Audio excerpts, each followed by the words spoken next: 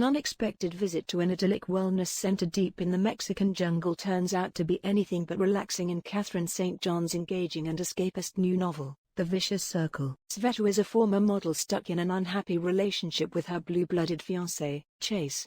Shortly after the pair have a potentially relationship-ending fight on New Year's Eve, she learns that her uncle Paul has died. Paul Bentzen, known to his devoted followers as Shiva, was a best-selling self-help author turned spiritual guru who spent his final days at Xanadu, his luxurious, remote Mexican villa. Though they haven't seen each other in years, he's left his niece his entire $180 million estate, including all his shares in the valuable Mandala Corporation. Even as Sveta is reeling from her uncle's death, she can't help but think about how such an inheritance could change her life. Specifically, it might finally convince Chase's snooty, judgmental family that she's not marrying him for his money. A grieving and confused Sveta hops a flight from New York City to Palenque for Paul's funeral. Along the way, she connects with her uncle's handsome young lawyer, Lucas Barranquilla, with whom she had a brief fling years ago. Once they arrive at Xanadu, they meet Paul's enigmatic partner, Carly. She's not exactly thrilled about being cut out of her lover's will, though she hides it under an unsettlingly calm façade. Sveta is drawn to Carly, though wary.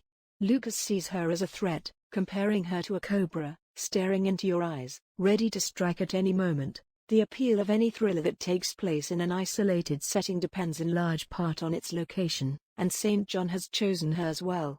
Xanadu is simultaneously inviting and threatening. It's the sort of place many would pay good money to visit, a lush retreat far from the harsh realities of the modern world, with daily meditation and yoga sessions and a menu of delicious vegan food.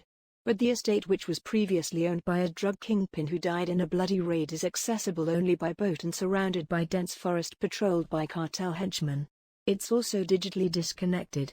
Upon arrival, Lucas and Sveta are politely but firmly instructed to hand over their devices in order to keep the energy field pure.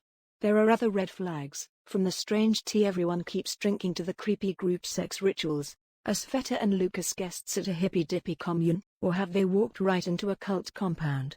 Unsurprisingly, Mandala Sanskrit for circle is not quite what it appears to be at first. When Sveta arrives in Mexico, she's in the midst of a personal crisis, and the group's talk of strengthening the body and purifying the mind has a certain appeal.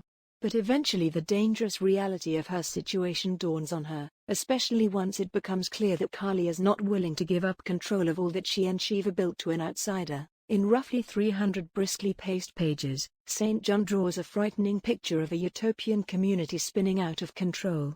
There's a distinct Jonestown vibe, especially in the way that the presence of outsiders precipitates a major crisis in the group. But she clearly has taken inspiration from several other groups, including the Children of God and the subjects of Netflix's docuseries Wild Wild Country. As the book races toward its violent climax, some readers may find that a few of the plot twists are a bit too convenient, especially a late in the game revelation about the true nature of Carly's relationship with one of the other characters. But anyone fascinated by cults and how they operate will find The Vicious Circle compelling reading.